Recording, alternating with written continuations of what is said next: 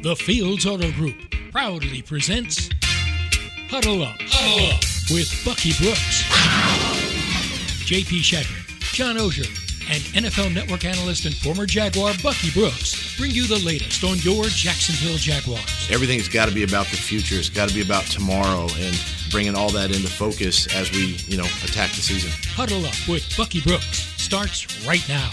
And welcome in. It's Wednesday afternoon. It's Huddle Up with Bucky Brooks and a busy show ahead. In week number 7, the Jaguars entertain the New York Football Giants this Sunday. NFL Network analyst Bucky Brooks coming up. Senior writer John Oehser.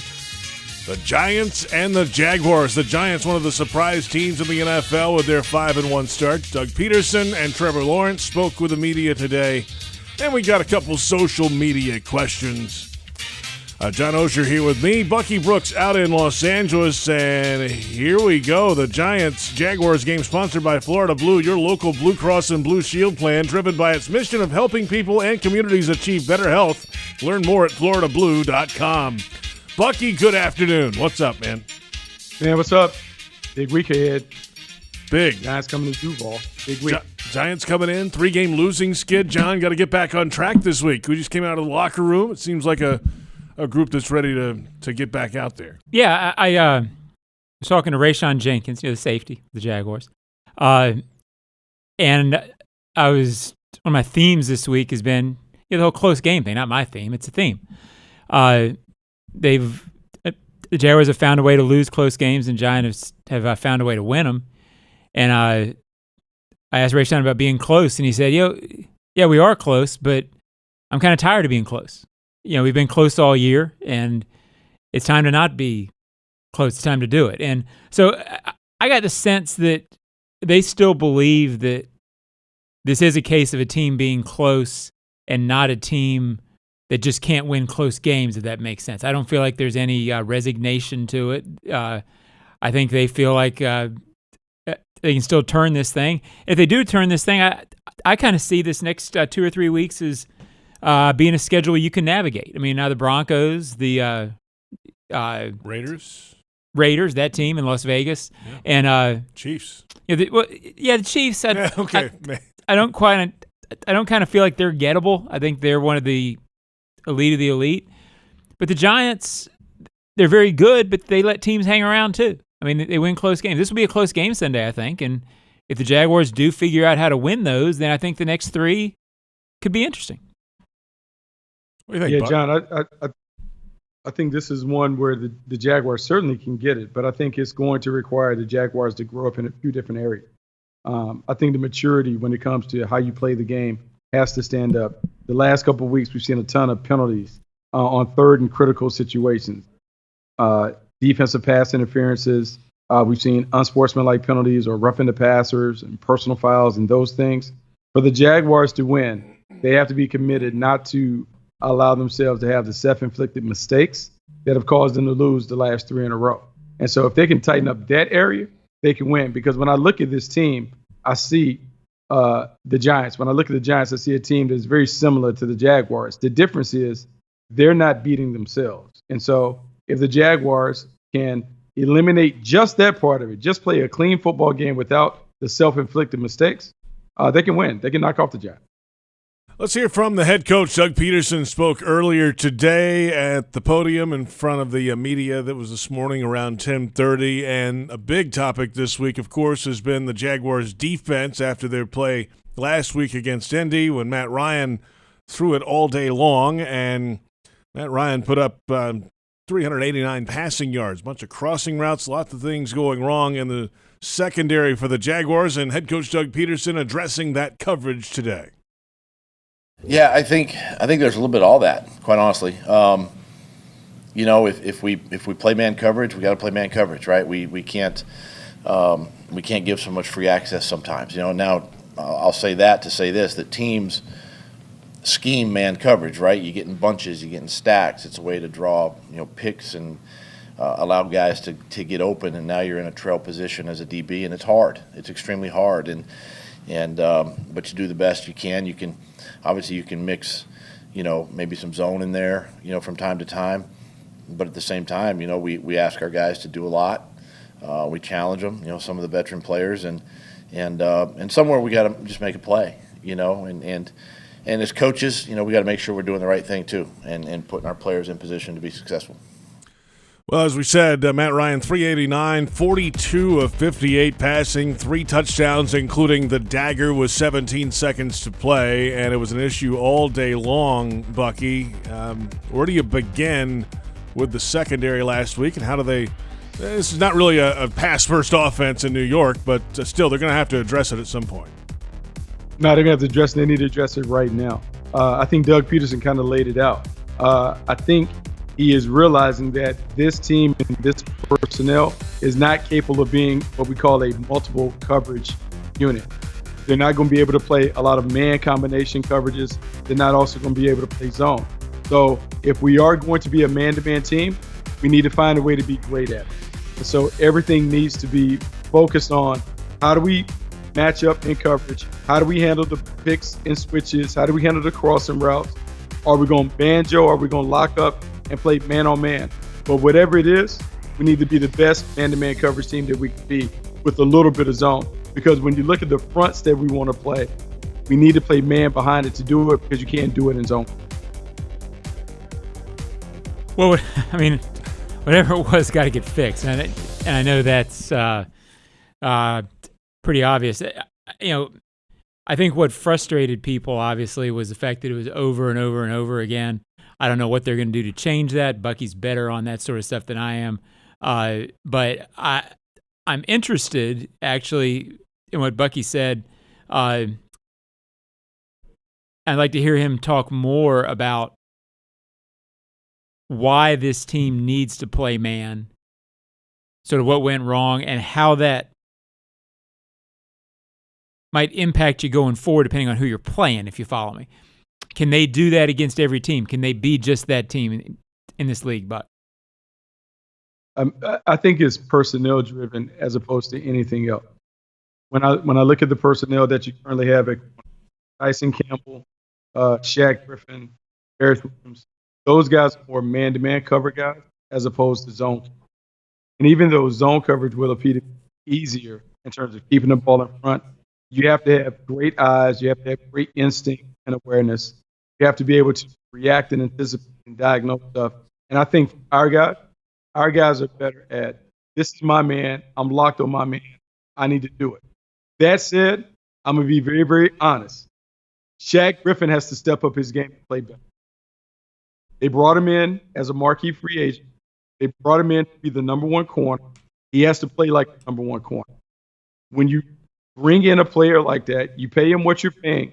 You can't put him on the island and then expect the safety to help him. So he has to either improve or someone else has to slide into that number one spot. And that's just being very, very honest. And so as they transition to be more man-to-man centric, he has to step up his game and everybody else has to step up and match up. It has to be a man-to-man cover zone. You got to be tight, and you just have to get it done. I do sort of wonder if this matchup, I don't want to say favors the Jaguars, but if there might be an element of this. The Colts last week clearly went away from what they feel like they are by necessity because they didn't have their running backs. So they played a game that was really not a Colts-style game. I think some reason they could do that, it was the second time seeing the Jags, so you sort of know what they are a little more than maybe a non-division team would. To me, I don't think the Giants will change what they do offensively just because the Jags struggled with that last week. So I don't know if you'll see them go to that short passing game. The Jaguars have played teams that try to play like the Giants okay, meaning when they know you're running. Sure. So yeah. I'm not going to say it's a matchup edge for the Jags because Saquon Barkley might be the best player in the NFL who's not a quarterback right now. But in terms of knowing what to expect, in terms of not having that pain, that may play into them a little bit because I don't think the Giants will do stuff just because they saw the Colts do it. No, I think if anything, the game that the Giants are looking at, they're going to look at the Houston Texans game. When you think about the running success that Dameon Pierce had, I would expect to see them test the Jaguars in that vein. The wide receivers that the Texans have, I would say, are better than what the Giants had. And so it's not about matching up. It's about making the plays when they're there to be made. So Shaq Griffin has put on tape that he had a tough time with Alex Pierce. 2 defensive PIs, gave a big play. And so if you're Brian Daboll and Mike Kafka, somewhere in the game, you're going to test him over the top of the defense to see, 1, can he cover? 2, does he have the confidence to play one-on-one? Is he a guy that is shaky right now because he gave up some big plays? And so he is going to get tested. So he's going to have to put on his big boy pants, and he's going to have to man up and find a way to get it done. But this is going to be a game where the Giants are going to run the ball over and over and over again to see if the Jaguars have solved the issue when it comes to their run defense. And when they do, it's, as you said, John, one of the best, if not the best player in the NFL that's not a quarterback, right? He might be up there with the quarterbacks as well, and Saquon Barkley. I have a question for the scout. Okay. How different is Barkley now than before the knee injury? Has he changed his style at all since the injury and coming back? No, I think he's back to being who he was. Last year, he wasn't as explosive, was a little different, tentative, trying to figure out. The Saquon Barkley that I'm seeing is the best version of Saquon Barkley that we've seen. The explosiveness is back. The physicality is back. I think he's a smarter runner. And I'm going to be honest, I think he's a tough runner. I think Brian Daboll and this coaching staff has maximized who he is. And because of that, he is playing like the best running back in football. Yeah, I think this is an interesting matchup for the Jags. I don't know that I entirely agree with Bucky. I mean, it's dangerous on this show to not agree with Bucky. So, I'll defer. I'll let him win it. But, I mean, and I'm joking, but I thought against the Texans, they did okay against the run for most of the game. Pierce had 99 yards, and it took 26, 27 carries to get there. I think the key with Barkley is going to be, to steal Bucky's phrase, the defense has to bring the big boy pants and do it every play. There were a couple of times they let Pierce get away where they were tackling him. He was so good at breaking tackles. The fear you have is I think they'll stop Saquon over and over and over again.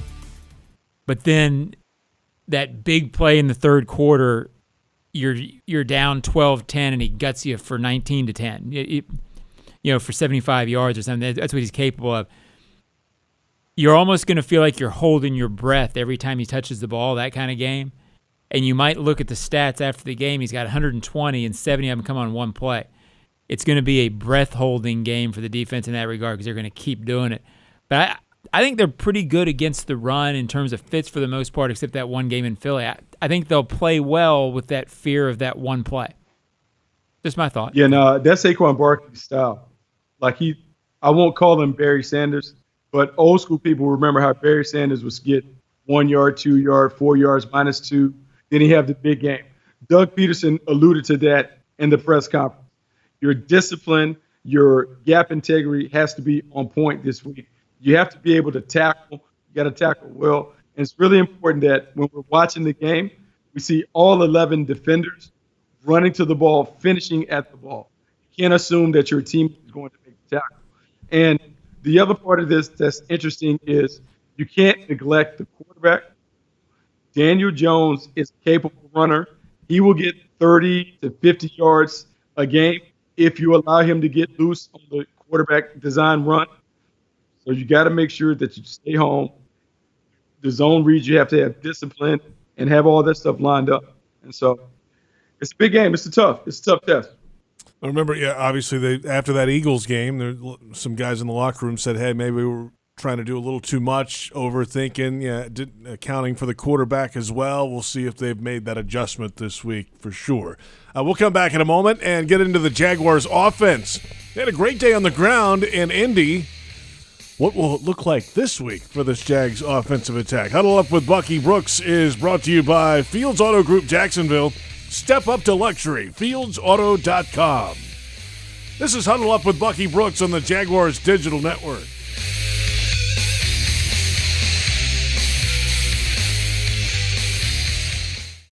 You can can step up to luxury now.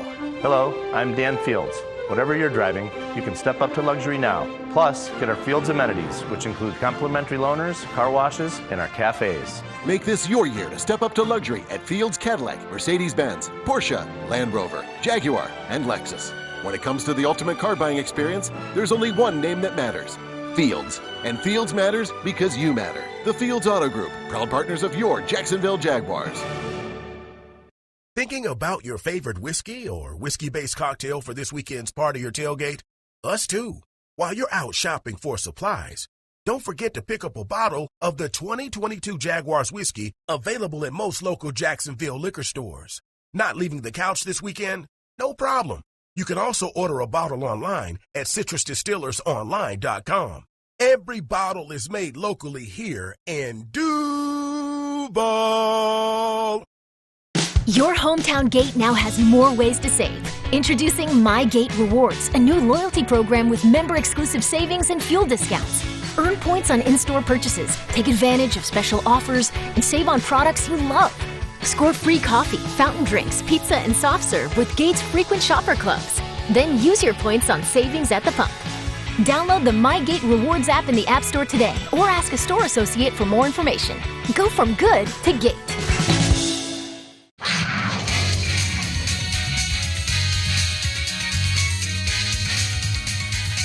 Listen, we need all hands on deck with Saquon. I've watched this guy for many years run all over us, and he's one of those backs where it's like you get 2, you get 3, you get 1, maybe a lost yardage, and then bang, he'll hit you for 50. I mean, that's just the type of back he is. He's an explosive running back. He's a downhill guy. He's got speed to circle the defense. I mean, he's just a complete guy. Then you're seeing him out of the backfield too, make plays there. So having some bigger guys, if Foley could go, just help, anchor in the middle of the run defense, but with a guy like Saquon, you got to make sure you get him on the ground. There you have it. The head coach, Doug Peterson, earlier today, wrapping up our discussion about Saquon Barkley and the New York Giants offense, and it's Huddle Up with Bucky Brooks, J.P. Shadrick, John Oehser as well. And now, John, we'll get back to Bucky coming up, flipping it over to this Jaguars offense. And last week, they run for 243. They get the fourth quarter drive they'd been looking for to take a lead late with, 2:42 to go in the game, something like that. But then the other side just can't finish it out. But it was a good step in the right direction, I think, in moments for this offense last week with that running game. They hadn't seen that kind of level of running this year, mixing it up on the offensive line some with some unbalanced look again. And, hey, doing what they had to do against the Colts to get some yardage. And that big moment, I think a lot of guys today talked about that fourth quarter drive and what it meant to stay on the field for 18 plays when it mattered. Well, and you hope that they build off of it and that Trevor Lawrence builds off of it. People have talked some. Doug was asked in the press conference today about the early throw in that drive to Zay Jones. Big-time throw, big boy pants throw in memory of Bucky. So there are certainly elements that if it carries forward and you start seeing that more and more, you look at that as a turning point. I've been saying all week, this offense to me is becoming, after 6 games, an offense that you believe in, an offense that for 6 games, with the outlier being the cold, rainy game in Philly, this offense has moved consistently. They've had at least 4 drives in every game of over 50 yards. They've been in the red zone every game at least 3 times. Well, that wasn't even close to that. I mean, for I think 8 games in a row, they didn't score 20 last year. Yeah, that's right. So if you're looking for something, everybody talks about the identity of the team. I think the identity of the team is this team can move the ball. As it matures in the red zone, which is always a process, I think it will get better and better offensively. But for this team to be here, after 6 games, to be ranked 11th in the NFL offensively in total yards, to have put up 20 all 5 times, if you had asked me before the season, I don't think I'd have told you they'd be doing that yet. So you feel like there's a spine, if you will, to build on, a foundation. I think as they get better in the red zone, you're going to start feeling the fans who are complaining about the offense right now are complaining about points and about efficiency. it'll get there. The other day in that game, as much as you praise the offense, I think they would tell you that 4th and 1 at the Colts 32. Ouch. Because now you've got 34 if you get that. Right at the end of the first half, sort of sputtering a little bit, right when you felt like they could have put the Colts away, couldn't quite get there. I'm not criticizing, that's young offense stuff. But that's where a couple of plays here and there, and you're way out ahead and you can't be come back on. So, overall, though, I couldn't feel better about where they are offensively in terms of having that foundation, in terms of what they're going to do. If there are only 6 games at the numbers I just talked about, I was stunned when I saw the consistency of how well they've moved offensively this season. I did not expect to see that when I looked up the numbers. Now, the question moving ahead, there's a couple of receivers that were on the report last week, and then, of course, Agnew gets dinged up in the game this week. Is Marvin Jones ready to go? I mean, there's a couple of those questions moving ahead here for this group. Yeah, I think at some point he had a real nice catch the other day, Tim Jones, who impressed during preseason. And I'm usually the first one to say, well, preseason wide receivers, can't count on them during the season, especially young guys. They're going to need time to develop. It feels like with the way this is going so far, Zay Jones out for a game, Marvin Jones out for a game. Agnew seems to be sort of dealing with different stuff each week. At some point, it feels like Tim Jones is going to be called upon for a stretch, and I think that will be – I think he can do it. I think that will be a critical point in the season for this offense. Are they 4 deep? Are they 5 deep at receiver, or are they 3 or 4 deep? We're going to find out, and I think it's going to be a key point in the season at some point. Bucky Brooks back with us now. This Jaguars offense, we're talking through the things of last week. And, of course, and John just made the point, they're moving the ball. They're 11th in the league in offense. They're moving it. The red zone issues have been there at times, Bucky, but they cashed in some of those this past week. And, that fourth quarter drive was huge, a step in the right direction to finally, in a key moment, not only hold on to the ball for that long, but to finish in the end zone and take the lead in the fourth quarter. Can't ask for much more for the offense from that. No, you can't ask for much more. And what you want to see from this offense is, as Doug Peterson is transitioning the offense, I believe he's making this offense more Clemson-like to accommodate the quarterback. So when you look at the plays that were successful last week, it was the running game with Travis Etienne and others. It was the quick rhythm passing game, a lot of bubble screens that we saw. We saw some movement passes, but not as many movement passes as we typically would see. And then we saw this team control the clock with a short passing game. That's how Trevor Lawrence played at Clemson, with the occasional deep shot over top. And you like the results because I also saw Doug Peterson say that with this offense needs more explosive plays. So how do I generate that? Well, I give the ball to the explosive players that we have on the team, guys that have produced those. Travis Etienne, Jamal Agnew. They got touches in critical moments, and they delivered. And so I think as we're getting to it, because remember, we're only 6 games into the year. Doug Peterson is beginning to assess and evaluate his team and figure out here's where the ball needs to go. And as you see the ball go to more of the playmakers, the production should step up, and we should see it more consistently because the best players, the most explosive players, are touching the ball primarily. Yeah, JP, I don't think it's a coincidence that in light of what Bucky is talking about, that Travis Etienne started. And right. That's not a knock on James Robinson, but Travis is a threat to go to the house every time he touches the ball. So that's appealing, especially in this offense, the way they play. They need those big plays. So I think you'll see more of that. You'll see more of them trying to get the ball in his hands in those situations. The question becomes, who else gives them that? Agnew does give them that in certain situations when they get him the ball. I don't know that he's outside receiver guy to get you that. So my answer to that question would be, I think at some point Zay Jones becomes that. It's going to be interesting to see how they get him there. because he's got that capability. That hasn't quite happened yet this year, and I think it'll happen once teams really commit to try to stop ETN inside. You've got to think that that's when they'll be able to take a shot to Zay Jones at some point. But that needs to happen because outside of ETN, the offense does feel like it's playing on a 15 to 20 yard field sometimes, and that's tough to do over the long term. Yeah, I agree with that. And Bucky, let's get into this week's matchup against the New York Giants defense. They've got a couple veteran defensive linemen. Dexter Lawrence, one of those guys. He's got a sack in 3 straight games now. And, of course, Kayvon Thibodeau had his first career sack last week. There's Lawrence on your screen, of course, added to that sack total.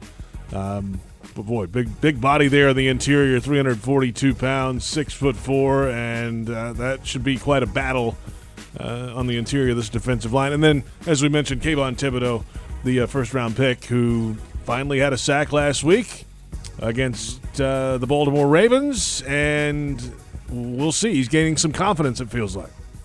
Yeah, he's gaining confidence. But let me talk about Dexter Lawrence first because I'm conflicted because my dad coached Dexter Lawrence in high school. So from 9th grade to 12th grade, my dad was his D-line coach. And so watching Dexter mature into what looks to be a Pro Bowl player has been everything that my dad has always talked about. What has happened is Wink Martindale has unlocked and unleashed him on the inside. Dexter Lawrence is a 6'4", 320, maybe 340-pound player on the inside with great quickness, great combination of power and length. He is a problem on the inside. And so you have to start dealing with the Giants inside out because you have Dexter Lawrence and Leonard Williams. You have Kayvon Thibodeau, who's a problem as a speed rusher. And you have these guys in a scheme that creates one-on-one matchups, favorable one-on-one matchups. So what Wink Martindale is going to do is he's going to look at the Jaguars' protection, and he is going to find the quote-unquote fish. Who is the weak link on that offensive line, and how can I get my best pass rusher matched up on him in a one-on-one situation so I can up the odds of my guy hitting the quarterback. In the coverage in the back end, they're going to line up and they can play some man. They can do some things because they prefer cover corners over pass rushers, but it starts with the way that they attack the protection. They're going to put a lot of pressure on Trevor Lawrence by bringing a lot of blitzes and what they call simulated pressures, meaning it's a 4-man rush, but it may not be the 4 on the line of scrimmage. It may be a safety, a linebacker, 2 D linemen, but it allows you to come from different levels, but you're playing a maximum coverage behind it, 7 guys in coverage. And so Trevor Lawrence is going to have to be on his P's and Q's in terms of being able to decipher the coverage quickly, getting the ball out of his hands, but making sure he doesn't see ghosts and throws the ball into an area that is suddenly occupied by a defender dropping from inside out. The Giants defense has been they've created big plays at big times this year. And that scares you because they seem to have a knack for doing that. And yeah, I personally think Bucky's dad can kick rocks this week. I mean, I really don't care about Lawrence. So that's and sounds like Bucky might be wearing the Giants garb, but I get that. Might have one of those dual license plate this week. You know what I'm talking about? The house divided. Yeah. But that's fine. I mean, we can get him through this week, JP. Okay, that's fine. Hey, let's come back in a moment. We've got a couple social media questions about this matchup, the Jaguars and the Giants coming up at TIAA Bank Field this Sunday. It's Huddle Up with Bucky Brooks on the Jaguars Digital Network.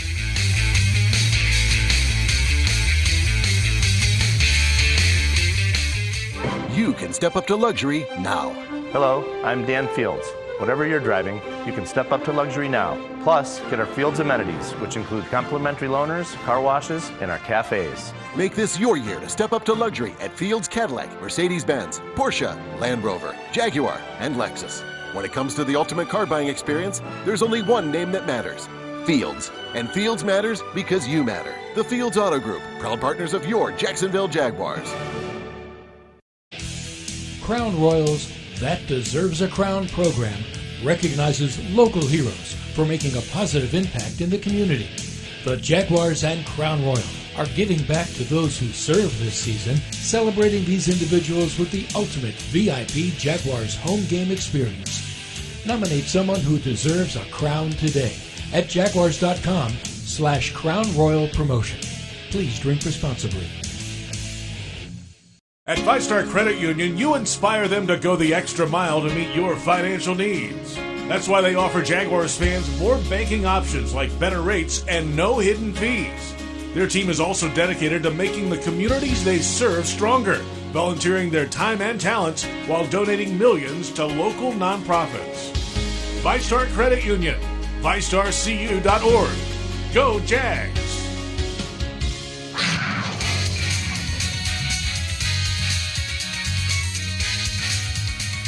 He was very efficient, obviously 20 to 22 passing, really good in the run game with some of the checks we gave him, and really did what we asked him to do. Did a nice job in the fourth quarter, leading that drive down to get us the lead, late in that game and put us in a position to go ahead and potentially win it. So those are obviously the steps that we need him to take, and that was big in that direction. That's Doug Peterson on Jaguars quarterback Trevor Lawrence. Welcome back to Huddle Up with Bucky Brooks on this Wednesday ahead of week number 7. The New York Giants and the Jacksonville Jaguars coming up at TIAA Bank Field. JP Shadrick, Bucky Brooks, John Oehser, glad you're with us. Bucky, you're on fire today, by the way. You're bringing it today. Fish, Buck, big boy pants. I'm on fire today. Yeah, I feel like it's light. And John, you don't have to worry about a house divided. Like, just because my dad, Coach Dex, like, we know, hey, we go to where the bread is buttered. Like, right. We're all Duval all the time. All right. And so we want to shake hands with Dex, and we want him to have a nice game, but we want him to take an L, because that's what you do. You love your friends hard, but you want them to walk out disappointed. And so this is a little special for me. I need us to get this dub. It does. Maybe that's it. Maybe that's why it's just a personal game for you, Bucky. I mean, that's what it is. It's very personal. We got to get this one. And so this is a tough one, because the general manager, Joe Shane, is a friend of mine. I got a bunch of friends over there. See? But they all got to go down. We got to have it this week. I'm ready. I'm game day ready on Wednesday. I'm ready. I can tell. I'm ready to go. Yeah, your lips are moving, but I'm not hearing you. Let's go to social media. Earlier today on Twitter, we put out the cat signal. Here's the best we've come up with today. At JCoon2, if the same defensive struggles from last week show up early in this game, what adjustments are you making? Darius Williams outside, Herndon at slot, more Muma. Where do you begin here, Bucky? I think you got to go with your guys. I think the number one thing that you have to do is, one, you want to simplify. You want to make sure that everything is easy for the players to understand. And I know that Shaq Griffin had a tough game, but what you want to do is you want to trust that as a veteran player who's played at a high level at times throughout his career, he can get back on track. So whether that's him taking extra reps in practice, him watching more tape, doing film study, whatever that is, you expect him to be a pro and step his game up. But I think the challenge would be issued to the defense to start taking the game over. There have been a couple of times where the defense can close it out, and they haven't been able to do it regardless of what the offense is doing. I think this is the week that Mike Caldwell and that staff challenges certain parts of the defense to take their game up a notch. It not only is the coverage, but the pass rush, because the Jacksonville Jaguars up front certainly have the personnel to knock the quarterback around. The last couple of weeks, we haven't seen it. It is time for that pass rush to make their presence felt in a game.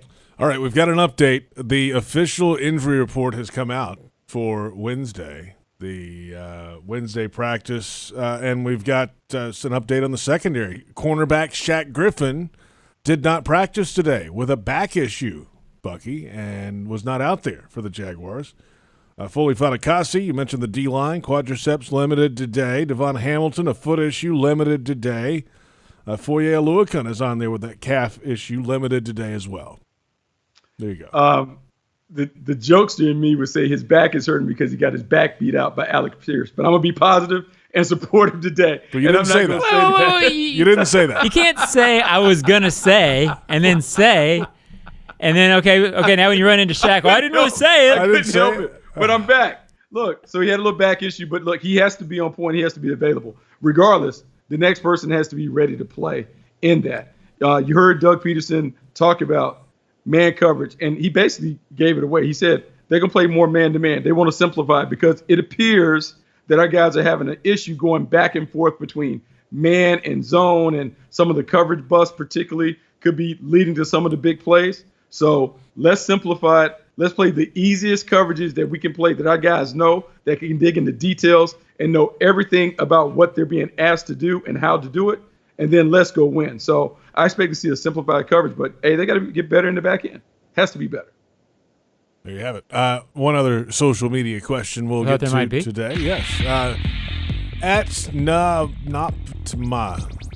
Do you think we should use Travis Etienne as a deep threat in the passing game? Other than week 1, it seems his targets have been checkdowns or screens, especially if Agnew is going to miss time. What do you think, Bucky? I mean, I think you want to use him as much as you can. You want to take advantage of what he brings to the table. I don't know if you want to run him down the field unless you get a favorable matchup on a rail route out the backfield or something got an empty formation. But Travis Etienne is a running back. So I want him to be in the backfield, running the ball, catching it on swing passes and those things. Yes, if you can get him out there and do some stuff, do it. But he needs to touch the rock because the last couple of weeks we've seen it. When he's touched it 12 to 14 times, man, he's made some magic happen. I just want to see him continue to pull those rabbits out the hat. Yeah, that's an occasional thing to me where it's like Bucky said, if you see a matchup you can use, if Trevor sees something at the line or if they see something, yeah, do it. But it's not his strength to run deep posts. So do you have him do that 3 or 4 times and wear him out? Let the guy do what he does well. I do have a question for the scout if we have time. Yeah, we got plenty of time. I know we're running into it. Since he's on fire today, I want him to tell me offensive line wise. I don't know what's going on. What are you doing, Bucky? What is going on here? I guess he's proving. So I got my Jaguars towel here. I wanted John to understand my loyalties and stuff like that, but I also feel like a wrestler walking into the ring with the belt. And so I couldn't help it. I just feel perked up today. Maybe I've had a little too much caffeine, but I feel a little perked up today. So go ahead and ask me the question there. I'm ready. He's just fortunately not showing us his Giants underwear. But So the offensive line the other day played very well. There's a couple of sacks in the first half, but overall they played very well. How did Shatley play? How is that group? It seems to me that group is playing, I think, better than a lot of fans expected. I think it's because they've got some continuity there. They've got some veterans. It feels right. But just talk about the offensive line overall, then we'll close it out.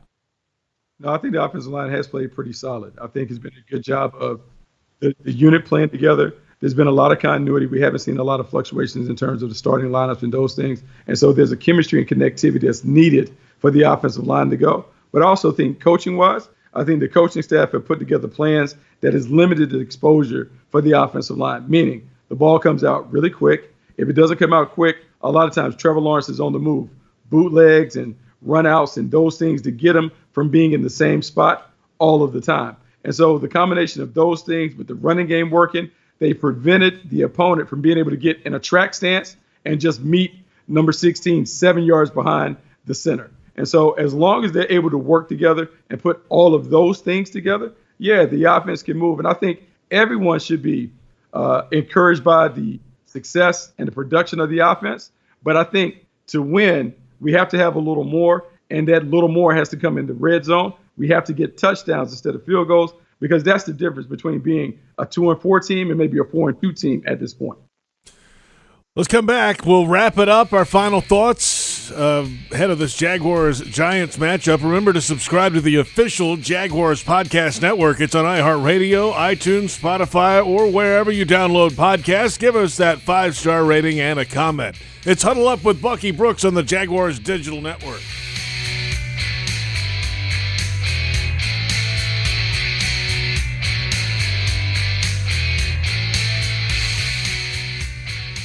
You can step up to luxury now.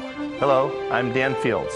Whatever you're driving, you can step up to luxury now. Plus, get our Fields amenities, which include complimentary loaners, car washes, and our cafes. Make this your year to step up to luxury at Fields Cadillac, Mercedes-Benz, Porsche, Land Rover, Jaguar, and Lexus. When it comes to the ultimate car buying experience, there's only one name that matters: Fields. And Fields matters because you matter. The Fields Auto Group, proud partners of your Jacksonville Jaguars. Thinking about your favorite whiskey or whiskey-based cocktail for this weekend's party or tailgate? Us too. While you're out shopping for supplies, don't forget to pick up a bottle of the 2022 Jaguars whiskey available at most local Jacksonville liquor stores. Not leaving the couch this weekend? No problem. You can also order a bottle online at citrusdistillersonline.com. Every bottle is made locally here in Duval. Can health insurance be a doorway to a healthier life? To yoga classes? To nutrition classes? To nurses you don't need an appointment to see? Or even community specialists who give you access to helpful resources? It can. Our Florida Blue Centers offer all that and a whole lot more. All you have to do is walk through the door. What else can health insurance do? Find out at floridablue.com. Florida Blue, your local Blue Cross Blue Shield. Florida Blue is a trade name of Blue Cross and Blue Shield of Florida, Inc.